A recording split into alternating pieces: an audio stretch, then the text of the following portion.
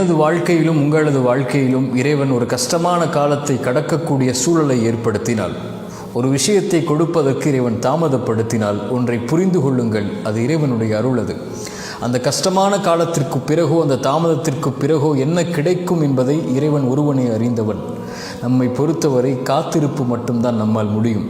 இறைவன் நோயை கொடுத்தால் தான் சுகத்தை கொடுக்க முடியும். இறைவன் கஷ்டத்தை கொடுத்தால் தான் இன்பத்தை உணர முடியும். வழியை கொடுத்தால் தான் அந்த வழி மறைந்ததற்கு பிறகு வரக்கூடிய மகிழ்வை அனுபவிக்க முடியும்.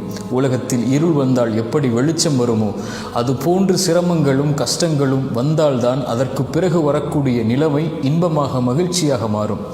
காரியங்கள் அனைத்தையும் அவன்தான் நிர்வகிக்கிறான். எல்லா பொருளின் மீதும் அவன்தான் ஆற்றல் உள்ளவனாக இருக்கிறான்.